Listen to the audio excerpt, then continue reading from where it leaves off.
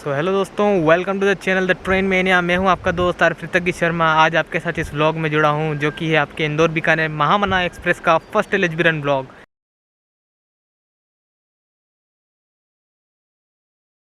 जैसा कि आपको पता है, इंदौर बीकानेर महामना एक्सप्रेस जो कि अभी तक चलती थी आईसीएफ लिवरी के साथ में, महामना के कोचेस तक उसमें डालते नहीं थे, वो एक या दो कोचेस डाल देते थे। लेकिन क्या कर सकते हैं, अब एक दो कोचेस के साथ ही हमें काम चलाना पड़ता था। लेकिन अब आज इस ट्रेन को चेंज कर दिया जा रहा है न्यू एलएचबी रेक्स के साथ में। चलो, सेफ़ राइड मिलेगी, फास्ट जर्नी मिलेगी, सब कुछ अच्छा मिलेगा। लेकिन थोड़ा टाइम टेबल भी अगर ये तेज़ कर दें तो गाड़ी और तेज़ चलेगी। 130 दो तो और बात बनेगी, नहीं तो जब तक के लिए आप आईसीएफ दो एलएचबी दो, वैसे बात बराबर ही है, कोई ज़्यादा फ़र्क नहीं पड़ता इस ट्रेन को। टाइम टेबल इतना ज़्यादा स्लेकी है कि गाड़ी 90 की स्पीड में भी चलती है तो लगता है कि हाँ भाई, गाड़ी बिफोर ही है। चलिए, बात होगी इसके फर्स्ट एलएचबी रन की यहाँ पे। और जहाँ पे देखा जाए तो अभी इसका इंदौर वेरावल महामना एक्सप्रेस के रेक के साथ, जैसे आपको पता है रेक शेयरिंग है, तो रेक शेयरिंग में जो ये रेक गया था, इसके अंदर इन्होंने पावर भेजा था 22920 रतलाम का WAP4। तो यहाँ पे आज एक्सपेक्टेशंस मेरी ये है कि आज इंदौर इसको हॉक पावर दे, कम से कम हॉक पावर देगा तो यहाँ पे हम WAP7 की एक्सपेक्टेशन कर सकते हैं, नहीं तो WAP5 आपको हॉक वाला मिलेगा। ऐसी भी अपन एक्सपेक्टेशंस लगा सकते हैं। बाकी देखते हैं कि TLC क्या देता है, जो भी देगा WAP4 भी देगा तो काम तो हमें उससे चलाना ही पड़ेगा। तो यहाँ से हम लोग देखते हैं कि कोच कंपोजिशन पे क्या असर पड़ा है। देखिए, कोच कंपोजिशन पे ज़्यादा कुछ खास असर नहीं पड़ा है। इसके अंदर अभी तक चल रहे थे आपके 6 third AC, 2 second AC, 1 first AC और 3 जनरल के साथ 2 SLR चल रहे थे। और स्लीपर थे जो कि वो 9 थे, उसके अंदर आप एक एक्स्ट्रा स्लीपर जोड़ करके चला रहे थे तो 2 स्लीपर चल रहे थे। एलएचबी 32 में क्या फ़र्क पाया, 2 स्लीपर रिमूव हो गए, आपके स्लीपर्स हो गए पूरे 8। यहाँ पे आपके टोटल 8 स्लीपर्स लगेंगे इसके अंदर। और उसके बाद में AC वही है, थर्ड AC आपके 6 के 6 ही रहेंगे, सेकंड AC 2 के 2 ही रहेंगे, फर्स्ट AC आपके पास 1 है ही, जनरल 3 है ही, एक SLR हो गया और एक EOG लगेगा इसके अंदर, क्योंकि एलएचबी हो गई है तो ये ट्रेन इसके अंदर कभी हॉक पावर नहीं मिला या कुछ भी इशू हुआ तो उसके लिए जो जनरेटर कार है वही उसको सप्लाई देता है, तो इसलिए आपके यहाँ पे एक SLR की कमी हुई है। बाकी सीट्स में देखा जाए तो 80 सीट्स लगभग एलएचबी होने के बाद इसके अंदर कम हो गई स्लीपर में। लेकिन AC में देखा जाए तो 64 सीट्स बढ़ गई हैं अप्रॉक्सीमेटली। थर्ड AC में आपके ये 12 सीट्स बढ़ गई सेकंड AC में और 4 सीट बढ़ गई फर्स्ट AC में। तो AC वालों के लिए फ़ायदा है, लेकिन AC भी इसका ज़्यादा कोई भरा हुआ नहीं जाता। मेन तो स्लीपर है, दुनिया को स्लीपर चाहिए और स्लीपर सी कम करते आ रहे हैं। तो ये हो गई आपकी ट्रेन की कोच कंपोजिशन की बात।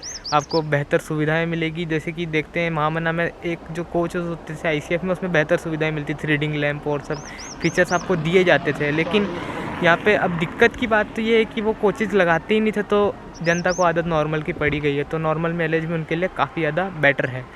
तो यहाँ पे अब आपको बढ़िया सुविधा वाला एलएचबी कोच मिल रहा है इस ट्रेन में आज से। तो चलिए देखते हैं ये ट्रेन आती है इस ब्लॉक के अंदर। तो देखते हैं आज अपनी इंदौर बीकानेर महामना एक्सप्रेस क्या पावर के साथ आती है और किस प्रकार के इसके कोचेज आज हमको चमकते हुए मिलते हैं कि नहीं मिलते हैं फर्स्ट एलएचबी रन में। जैसे कि मेरे पास अपडेट थी कि इसके अंदर जो 8 स्लीपर्स हैं वो SCR के डाले हुए हैं, साउथ सेंट्रल रेलवे से लेकर के, तो थोड़े पुराने भी थे। देखते हैं आज WR कुछ चेंज करता है कि नहीं करता है, किस टाइप के कोचेज आ रहे हैं इसके अंदर, गंदे हैं, साफ़ है, क्या है, पूरा एक आउटर लुक अपन देखते हैं। चलिए इस वीडियो के बाद मिलते हैं आपसे।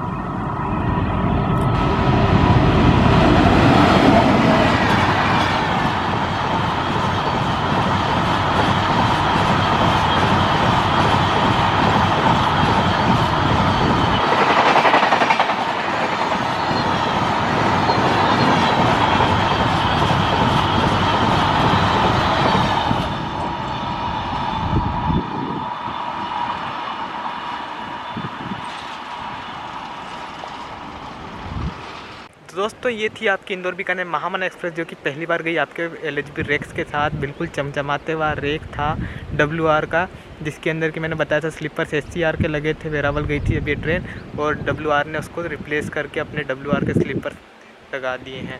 और साथ ही में मैंने कहा था जैसे कि पावर क्या था, देखते WR की खुद की गाड़ी, तो WR ने खुद का अपना हॉक पावर दिया था 39103 BRC WAP7 जो कि पटियाला लोकोमोटिव वर्कशॉप ने बनाया था।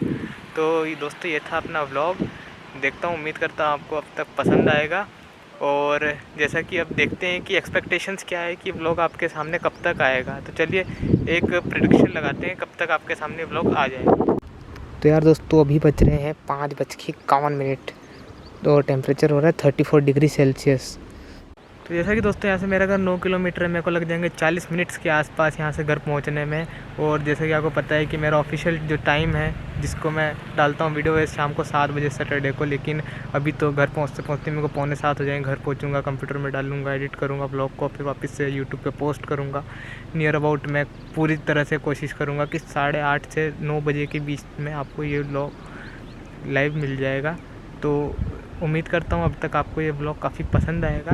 पसंद आया तो भाई लोग लाइक कर दो, कमेंट कर दो, शेयर कर दो, और अगर ऐसी वीडियोस और देखने चाहते हो तो उसके लिए सब्सक्राइब भी कर दो। मिलते हैं फिर से किसी और ब्लॉग में यहीं इसी चैनल पे द ट्रेन मैनिया। मैं रहूँगा आपका दोस्त अर्पित शर्मा आपके साथ में।